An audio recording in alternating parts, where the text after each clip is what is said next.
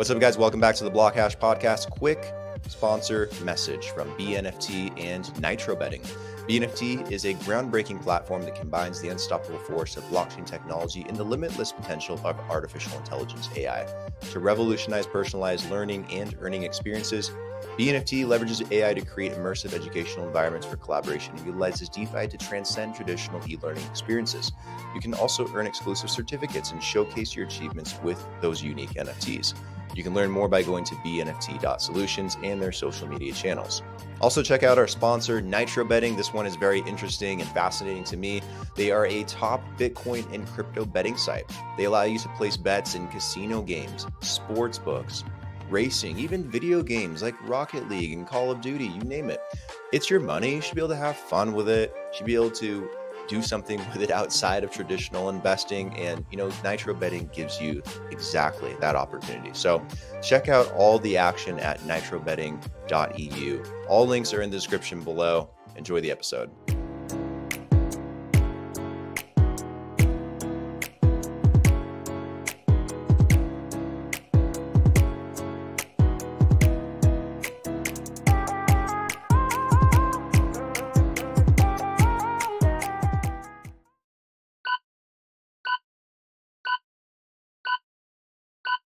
What's up, guys? Welcome back to another episode of BlockHash Exploring the Blockchain, episode 347. Today with a core contributor to Hover, Vincent Wu, here to talk about Hover and what they are doing within the DeFi space in regards to the lending market and all the interesting things that they have rolling out on their roadmap. Vincent, it's a pleasure to have you on the podcast today. Super excited to learn more about what you guys are doing with Hover, what you guys are doing in the space. And how you doing, man? Oh man, it's a pleasure to be on here. And yeah, I can tell you a bit about Hover. I can also give you a bit of my background. It might provide some context to what we're building at Hover as well. Maybe we can get started that way. Yeah, Uh, absolutely. I guess just a bit about my background. I was in M&A advisory, sell-side investment banking, probably before 2016. Got into crypto in around 2016. Did a few startups in the liquidity space and the IO due diligence space. They were called ICOs back then. We didn't really have a host for exchanges for a lot of these, and we were just scrambling to find centralized exchanges during that time. Shortly after that, that was probably built around 2017 bear market. I worked for a regulated Canadian exchange and helped build out their corporate development efforts. Virgo CX, shout outs to that. I also worked with Aquanow for their liquidity aggregation and helping, learn more about the flows and how the liquidity through centralized exchanges have integrated. Helped built out a lot of OTC desks and institutional products, mostly for TradFi, trying to border on to Web3. Also with Web3, trying to get more efficient capital. Most recently, I was at crypto.com, leading their institutional sales efforts. Built out the team for North America, and I helped structure the market making program, working with mostly prop desks, institutions, and hedge funds. Um, yeah, and then shortly after, I learned about Hover. Tried for just becoming a core contributor. I think that my skills kind of helped out in terms of being able to build and shape Hover as well. And a bit more about that too. Hover is the premier lending protocol that will be launched on the KAVA network. We are looking to get cross-chain support to cater to the entirety of the Cosmos ecosystem and more. What we're doing is that we're effectively offering, capital efficient liquidity through our over collateralized loans, similar to Aave and Compound NOA. But we're building out the lending and borrowing primitives that and focused on natively deploying on Kava. Very nice. Just reeling it back really quick to your background one more time. What was there anything in particular that made you excited, about getting into Web3 and into DeFi, like way before Hover? Like, was there like an initial inspiration for you or a light bulb that went off and you're like, this is the industry I want to work in. This is what I want to do. Yeah, it was pretty interesting, right? You saw a lot of Hmm. the people that you go into the office and you're basically in a suit and tie and you're hitting up the desk every day. Hmm. What was interesting about DeFi and Web3 mainly is that most of it's just completely remote. So I mean, even when you're comparing the work from home situations and you've been Hmm. doing it since 2016, 2017, it's not really a big deal. You're just going day in, day out.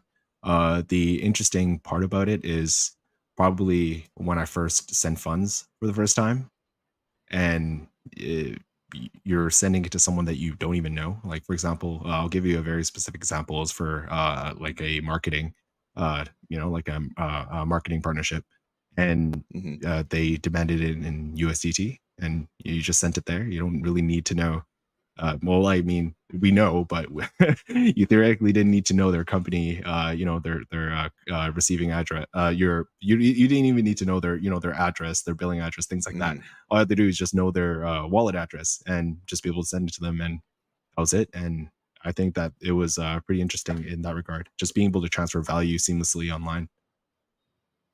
Yeah, I think that's the most attractive thing about DeFi these days is not having that centralized component that you have to rely on that actually causes so many different kinds of hiccups and problems in traditional finance.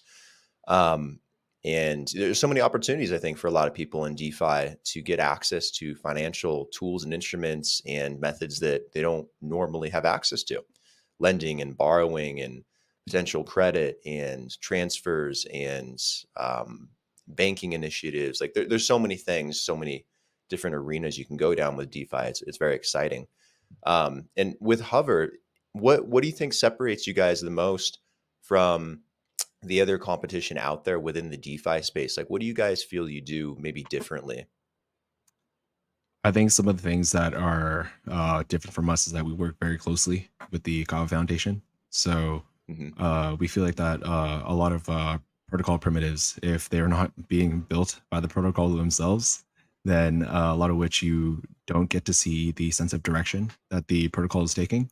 And for us, since we work very closely, we're able to, be able to see upcoming developments. For example, Kava just deployed USDT natively on their chain.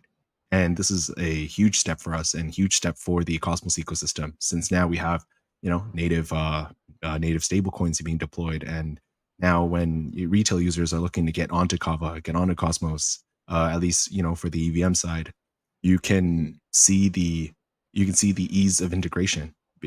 Most of the off ramping is done on centralized exchanges. So I can give you an example for USDT on TRC20 Tron.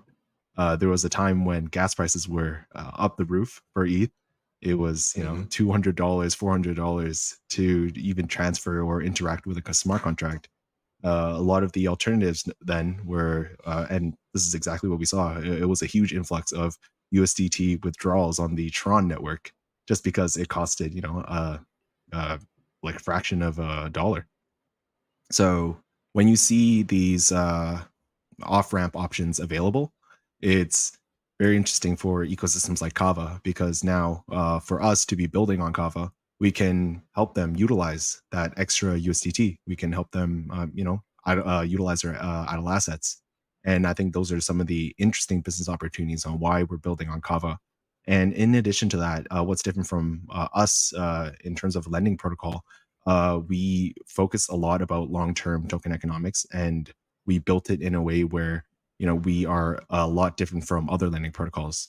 One of which is we have like a very strong hover rewards program where we're offering boring fee rebates, lending rebates, and liquidation rebates, and various discounts on our platform, just for being able to stake your hover tokens. Yeah, I think being able to have USDT natively integrated really creates a better on ramp. Is that the only main stablecoin within the ecosystem right now, or do you know if they're going to integrate maybe something else like USDC, for example? Yeah, I think USDC is in the works. Obviously, this is something that the Kava Foundation is working with, but as they get closer to these, we're expecting a lot more stable assets to be on the network, and allowing us to further utilize that and offer that as an option to anyone that is participating on, I guess, like our markets. Gotcha. And you guys have a launch coming up, right? Yeah. So, I mean, it's going to be a two-tiered launch. We have Mhm. a public sale. We also have something called Genesis pools. And I can also give you a bit more about Yeah, sure. Genesis pools as well, if you're not familiar with it, right? I'm not that familiar with Mhm. Genesis pools, so yeah, tell me about it a little bit more. Like, what is that? Awesome. So from our total supply, we've allocated a percentage that that we're offering to early adopters into our Genesis pools. How that typically works is that we have a deposit period where you can deposit your assets onto Hover, and this is the in the perspective of providing liquidity. But in return, for the tokens that you're depositing into the Genesis pool that you're supplying the liquidity with, we're offering you an APY, and this APY will be in a form of a free call option if you believe in Hover, if you believe in the team. So Mhm. this allows you to accumulate the APY over a certain period of time. I think we're looking at 2 weeks. Don't quote me on this, but we are looking at around 2 weeks for the Genesis pools. And this allows anyone that is looking for a free call option to be able to stake their assets early on Hover and to be able to earn an APY on that. In addition, we also have a public sale as well. Very cool. Where's the public sale taking place? Are you just doing it through the ecosystem on your guys' own site, or using a third party site for this? Yeah, so currently we're in discussions with DAO Maker. I'm not sure if we should be putting that on or not. So we'll see. But Okay. we're in talks with them, and post the raise discussion, we're also talking to various centralized exchanges as well. Very cool. How do you see, this whole market kind of shaking out and evolving? It's obviously a very interesting point in time, I think, for crypto and blockchain overall and the whole Web3 space, but in particular with DeFi, with lending and borrowing, and kind of getting to this DeFi 2.0 next version of what decentralized finance can be. How do you kind of see that emerging over the next couple years, and where Hover's kind of fitting into that future vision? That's a really good question, and these are the It's things a that big one. yeah, we, I think we stay up and we think about this at night. So, I mean, Yeah. for a lot of which, the DeFi lending markets in particular, we're seeing a lot of growth in that aspect as a lot of experimental ideas, right? Maybe like back then we had like Barnbridge, for example. They're now defunct, but they were planning a lot of various derivatives and different in a way structured products that are very similar to what you see in modern day Wall Street, right? Um, for us as a lending protocol, as you can kind of see with a lot of the Web3 based lending protocols, they were, yeah, most of which are over collateralized, right? There isn't any way about Mhm. it or any way around it right now. Obviously, there's a few projects that are doing something, but it's more so of a credit factor, right? It's a credit risk for you to give under collateralized loans, because how else are you going to find them? I can literally build a wallet address, get an under collateralized loan, and disappear. Mhm. That's effectively what it has been. So in the way that for the root of things, in order to keep um, you know keep that decentralized aspect and keep that privacy aspect, most loans on DeFi are over collateralized. And I think that in the future, like as these systems become more mainstream, we can see ways that people can opt in for under collateralized loans. I think that might be interesting, right? You have Mhm. Quadrata with KYC passports. You have these soulbound tokens, and that you can attach it to your ID. There's a lot of very interesting things that you can do with this technology that will not have you doing KYC at every lending protocol in order to get an under collateralized loan. I think those are some of Right. the things that are currently being built. And there's a lot of these pieces that are just floating around. And all it takes is someone to be able to take these pieces together, construct that, and then offer, different, I guess, like different products to different types of people. Some people are, privacy maxis. I was just on a podcast Right. with another group of people, and they didn't even want to have updates for your via email. They think that that's even that is too far, because now it's attaching your wallet address to your email, and they didn't want that, right? Even if you Hmm. had great features, like for example, at Hover, we can warn you when I guess, like when your loan health is going close to one, for example, you're close to liquidation. We would love to send you an email to let you know, but that requires us to have your email, have your wallet address, and then be able to send you that notification. Whether I know that a lot of retail would be very interested in having that, but it ultimately Hmm. depends, and it depends on your level and your tolerance for privacy. So as you start seeing these build out, as you start seeing this market grow, you're going to see a lot of different customer archetypes and demographics that are participating in this ecosystem, and their range for comfort, or what their range for privacy ultimately varies. And I think that as this market grows, we're going to be catering to a lot of these different archetypes. Yeah, I think the main market for something like this is the standard degen in the space, and it's great. I mean, I'd like to say that and consider myself one sometimes too, but when you're trying to get to retail and trying to sell some kind of product to people or get them to use a service, it can be a little bit more difficult if they don't want to use their name or an address or their ID. Like they really want to be anonymous or decentralized or not have anything tied back to them. I can understand that. I totally get that point, but it presents a lot of um, issues, like you're talking about. If you want to at least send them like an email update, well, you can't even do that. So it gets a little tricky. Um, and collateralized lending too is a very interesting thing in DeFi, I think, as well, because with crypto, it's different than if you were to take collateral and borrow against like fiat, where the currency is relatively stable. It's not going to disappear in a short period of time, or you're not going to be down 50, 60%, and all of a sudden your collateralized assets are getting liquidated. And been a bit of a problem, I think, in the DeFi space. Like I've taken advantage of it and it works, Hmm. but you have to be really careful and strategic about it. Like if I borrow against my Bitcoin to whatever I want to borrow for, um, and Bitcoin takes a downturn and it goes down 20, 30, 40%, that's gonna kill my collateralized asset. Hmm. So it'd be really cool to see in the DeFi space some of these more innovative solutions, maybe have some kind of credit, maybe have like DIDs I know are getting really popular, maybe having that attached somehow to an address you own so that the degens can protect their identity, but at the same time, you can have something structured that you can track in terms of maybe borrowing and payments history.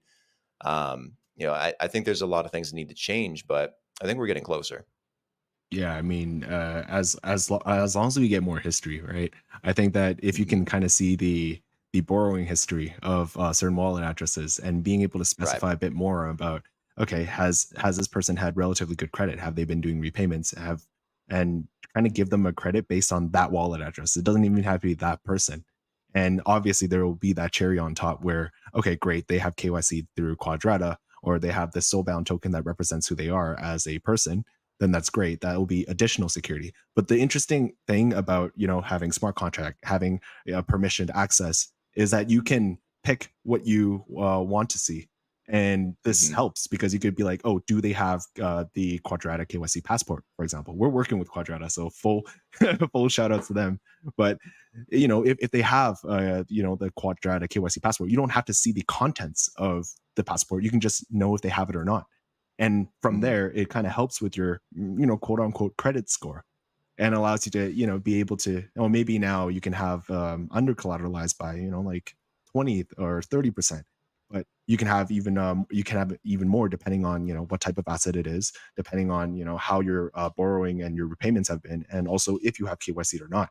So I think that there's a lot of opportunity there for permissioned access to be able to kind of go into these to be able to go into a lending protocol and then just kind of prove your track record per se, and then that allows you to have better rates, maybe more to borrow and things like that. And that's where we're seeing a lot of change, because I felt like from from the area from the era from where Aave and Compound popped out, they were substantial in terms of being able to have this mentality shift towards, okay, we can build these TradFi-esque products on chain, and this works, and it's working for like a billion TVL, something like that. I can't remember on the top of my head where Aave and Compound are at, but there has been a lot of supply liquidity, and I think during prime times there was also pretty efficient amounts of borrowing as well. And from that, we can start seeing, people start building off different types of technology that allows more aspects of the TradFi market into DeFi. Exactly. I think that's going to be the sweet spot, is finding a way to kind of merge those two worlds a little bit. There's a lot more interest these days from TradFi wanting to take a bit of that market pie from DeFi and take advantage of some of these tools that are being created in blockchain. But it's the DeFi space that I think is pushing back really hard. It's like, no, we don't want to be associated with you. We don't want to be centralized in any kind of way. But it's that's the trick to solve. And I think maybe having some kind of reward system too. And, if you're using the same address and you have good payments history and you're allowing that to be recognized and tracked on chain, maybe being able to offer lower interest rates at some point, or maybe some kind of token reward or airdrop opportunities for being able to, get a loan and pay it back and contribute to the liquidity pool. Because there's got to be some kind of ecosystem around that at some point where people feel invested into doing it. Like if I go to Bank of America to get a small business loan for something, obviously they track it. And if I pay back my loan over time, I get better rates, I get better credit cards, I get all kinds of benefits. That's another thing that needs to get integrated into DeFi at some point in a way that people feel comfortable and they can just use an address or something simple and something they control without giving up all that info. That's exactly it. And that's exactly what we're building at Hover. We've seen that a lot of the lending protocols now, they have, most protocols have tokens, and the tokens embedded.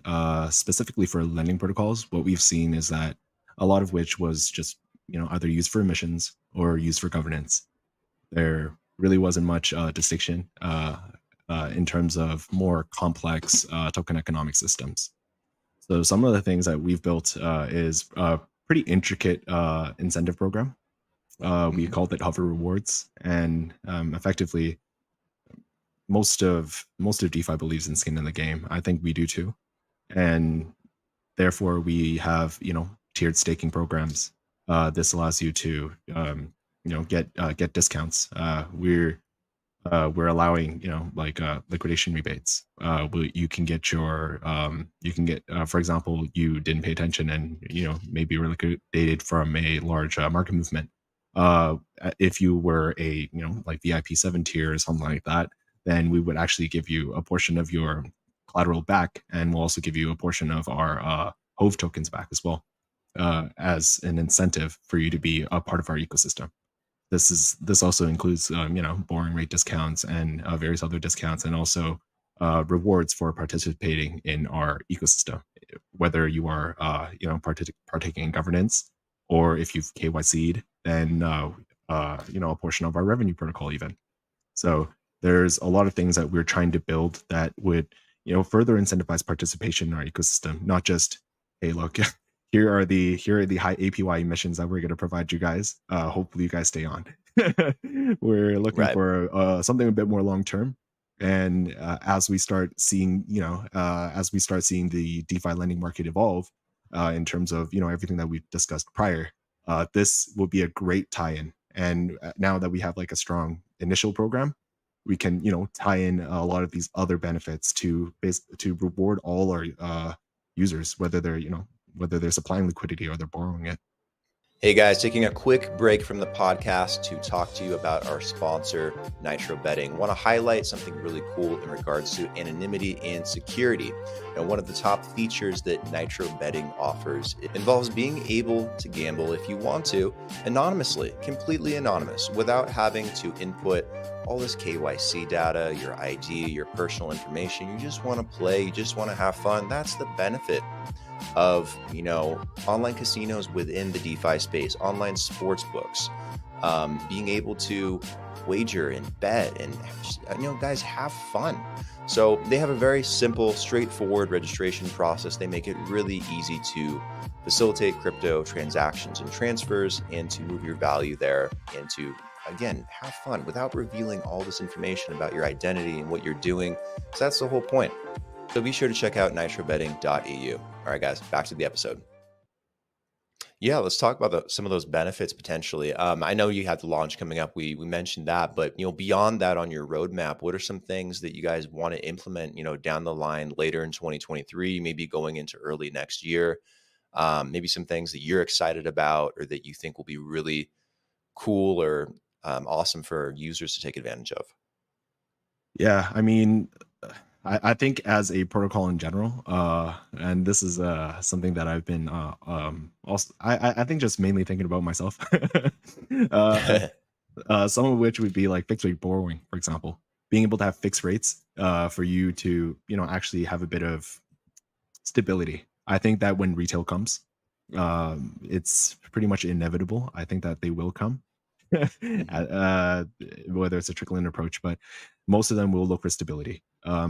Inherently, when you're borrowing assets, you have to monitor a lot of things, right? If the underlying asset that you're lending as collateral is moving in value, that's a risk to the borrower.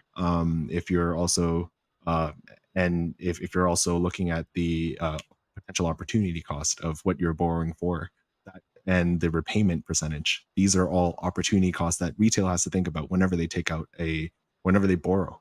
And for us as lending protocols, we want people to borrow. So how do you make it so that the decision is a bit more easier for them? How do they manage the expectations in a way? So some of the things that we're looking at is like fixed rate borrowing.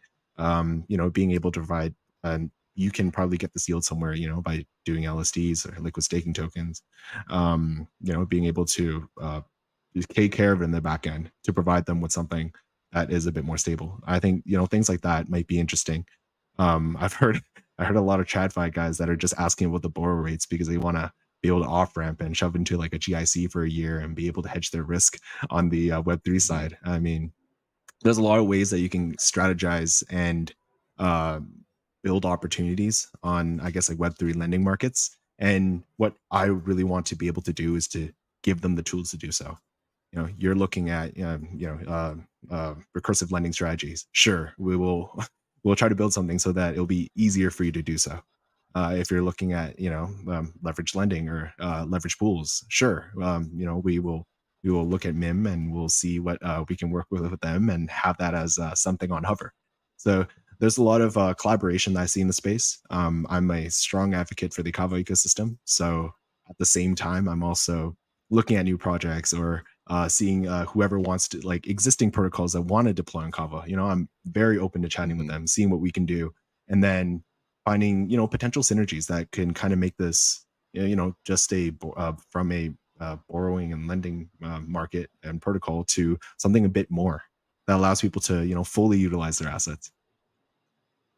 Yeah, 100%. Like if someone wanted to partner with you guys or they wanted to get in contact and maybe they want to collaborate in some kind of way, what's the best way to do that? Is it through the website? Do you guys have a separate place where they can submit a form or get in contact with you directly? Yeah, I mean, so far I am leading all the business development initiatives at Hover, and I'm speaking a lot with the Kava team and seeing how I can champion their business development strategies on that side. So we have a TG, right? Hover Markets. We also have Twitter, Hover_markets. Wait, let me yeah. We have twitter.com/hover_markets. Oh my god, wait, no, it's Hover Market. Yeah. Sorry. It's twitter.com/hover_market. And we have the Telegram links there. I'm frequently on there. So it's a great way to be able to reach out if, an existing protocol is looking to deploy on Kava. And if anyone's interested in collaborating as well. We are relatively flexible. We're working with RBL as our tech implementation, Rome Blockchain Labs. They built like a plethora of other protocols, right? They've built Benki, one of the larger ones on Aave, Moonwell, Moonbeam. Super great guys. And we are working very closely together to look at how we can, grow and make these lending markets not only more effective, but more attractive to either retail or institutional. Very cool. It's very exciting what you guys are working on. And it's been great kind of learning more about, how you guys are taking your current approach and how you guys kind of stand out, how you leverage the KAVA ecosystem, how you integrate rewards. It's really cool to see that in a DeFi protocol. So thank you for sharing all that today, and for taking the time to come on the show and share that with the audience. I think they'll find this very valuable. Yeah, for sure. Where can they go if they want to use Hover? Like they want to connect their wallet, they want to go learn, get some more documentation on Hover, and what all they can do with what you guys got. Where would you direct them? Just to the website, social media, to the Telegram? Awesome. So our website is hover.market, and that basically has all our social media on there. We have our Twitter on there that we're gonna constantly posting updates about when you can deposit, supply assets and deposit into our Genesis pools.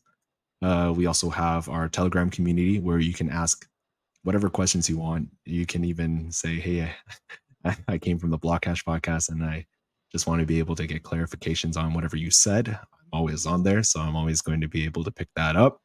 And at the same time, I think our Twitter and our Telegram's the best way to contact us. And everyone's there, and we're continuously building, and we'll answer any questions. And it's kind of like our breaks. Nice.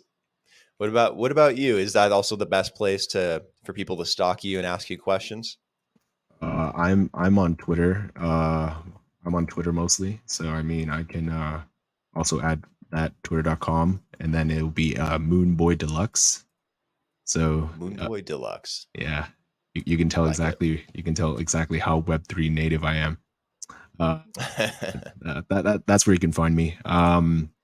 Yeah, because I think for most of which I've been super into Web3. I've been into the ecosystem. I think I've been on the rise and falls of all the 2016, 2017 ICOs and different other times ever since. So been there and back. What was the earliest point that you remember paying attention to this market?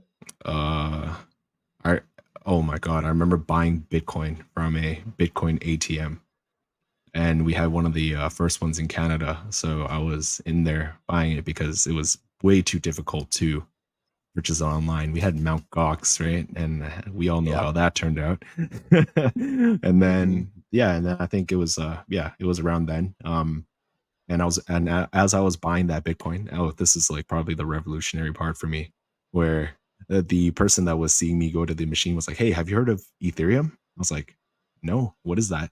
And he's like, yeah, it's $7 and it's going to be the world computer. It's like, what is a world computer? And that's I remember that stuff too. Yeah, I had bought some Bitcoin like 2012 or 2013, like very small amount, not like life-changing or anything. Some Litecoin as well. Lost it all through some stupid exchange because there weren't a lot of options back then, and I wasn't going to be using Mt. Gox. And by like 2016, 2017, I remember Ethereum like being all the rage, and it was like $6, $7. And I had made a substantial investment in it, I think in early 2017. But I remember the whole DAO hack. I remember everyone talking about Ethereum. Oh, they created the first decentralized organization. Yeah. It's the first time that's ever been done in the world, and it's going to be life-changing, and it's going to be the world supercomputer. Like I heard all the buzzwords, and then it got hacked, and everyone was like, "Oh, well, it's dead now. And that's never going to happen. It failed." And then obviously look where we are today. But it's crazy how we go through these weird swings within this industry. And then you fast forward 5 years, which is nothing in reality. And you have a whole market, and you have a whole ecosystem, and you have millions and millions of people that are investing in the space, taking advantage of it, building things. I've never seen an industry or been a part of one that has evolved so quickly like Web3 has. It's very fascinating and very fun to be a part of it. I think that's exactly it though. We're a sandbox, right? Even with the whole regulatory compliance part kicking in, you have all these ETFs trying to get approved. It brings a lot of mainstream eyes onto digital assets, and it really solidifies us as an asset class. And I think that there is a differentiation between what we're seeing, in TradFi and the Web3 native aspect of it. Even with meme coins, for example, it's a lot of functions and it's a lot of testing. And I feel like that this is just a giant degen sandbox where you're building out functions, you're understanding, and you're using TradFi as uh, as kind of like a guide, right? Like you're looking at how lending markets work, and you're like, how can I translate this into code, and how do I make it so that I don't have to deal with a bank teller at the front, taking your money? Right. How can we, algorithmically determine these rates and be able to do it in a way that's healthy for our ecosystem? Like we are taking a lot of the fundamental concepts of traditional finance and we're translating that over into Web3 in a way where, we don't need humans to do that. We have a, open source auditable smart contract that anyone can use and tap into. And it already provides the function that you need in a traditional financial system. So, and as we have that that transitionary phase from Hmm. something that's like, oh, you're memeing it, and you're just taking certain burn functions or something like that. You're taking all these small functions and you're building a protocol into this, and eventually you have all these people that are early adopters, are just before that curve of adoption, and whether it's whether it's good, whether it's bad, whether it blows up, whether it doesn't, at the end of the day you have something that is a bit more battle tested, and eventually it'll go past that and get mainstream adoption if it works, right? But we are in Hmm. this sandbox that's just continuously building, and if it works, it works, and then we have something good. But it's a long trial and tribulation for a lot of these projects. It is, and it's the first time that I think we've had something to really contrast with TradFi, and the fact that Bitcoin has stood the test of time thus far and done so well. Like, I think probably better than even Satoshi Nakamoto would have ever imagined. Whether it's a him or a he or a they or an it or an organization, who knows? But I think even he would be pretty surprised. It's something that has just through simple code has beat the whole financial system. And I think people are starting to finally realize that. And yeah, it's pioneered a whole decentralized space within Web3, but it's also forced TradFi to evolve. You're seeing guys that used to call Bitcoin rat poison and to call it a scam and that it was not going to amount to anything. Now, just a few years later, saying, "Oh, it's the new digital gold. Oh, we want to get it in traditional markets. We want ETFs and spot ETFs, and we want futures and leverage, and we want to also invest in these companies. Take our money." Like they're starting to see the picture. It's like if you don't get on the bandwagon, you're going to get left behind eventually. And I think a lot of the smart players have started to pivot, especially if recently, which is really fascinating to watch when you see like BlackRock and Fidelity and Van Eck and some of the biggest asset managers in the world now endorsing Bitcoin. It's like, how did we get here? Right. And like 12, 13 years, something like that, like in just a very short period of time. It's crazy. Yeah, I mean, back from buying Bitcoin from a random guy at a coffee shop, right, to Uh-huh. now having it as a recognized as a actual asset. It's very interesting. Back when I worked at crypto.com, we had a lot of smaller FIs that are looking to get into Bitcoin. Right, they're like, we want Bitcoin, we want Ethereum. Um, Hmm. uh, can we onboard through you guys? And the onboarding process from the FI side was actually extremely difficult to do. Right, they asked about custodial solutions. They're looking at the basically the compliance that you're going through, and you have to deal with a certain SOP for working with the FI because they are technically wealth managers, right? Financial institutions. So, Right. okay, how do we cater to you guys? And for us as a crypto native, centralized exchange, it was relatively difficult. We have to jump through a lot of hoops in order to satisfy that FI in particular. So that was tough. But now you're seeing things like spot ETFs being built, and now they can get the exposure through there. But then when you're looking at something where, okay, how do we, like, now we have this as an asset and we're holding it in our portfolio as an investor. How do we participate in this ecosystem as, as someone that wants to partake in the ecosystem, for the lack of a better Right. word? Mm-hmm. And most of which are looking at, being able to go on centralized exchanges, being able to withdraw that asset into your MetaMask, your Rabby, your browser wallet, and then being able to interact with the ecosystem there. But that is a process on its own. And as long as we have these two options, one for a traditional investor to get exposure to this, to digital assets, and then we have the option for them to onboard on an exchange to explore the ecosystem. I think having these two avenues would open to a lot of adoption, whether it's from the institutional side or whether it's from the retail that is looking to build on Web3. I agree 100%. There's so much going on in the space, and we could probably talk about this forever too. We'll definitely have to wrap up the episode, but maybe we can schedule a time to do a part 2 and go into more detail on some of this stuff, because it does get very fascinating. It's unfortunately like a rabbit hole though, and it's just we could talk for hours probably if we really wanted to. Yeah, I know.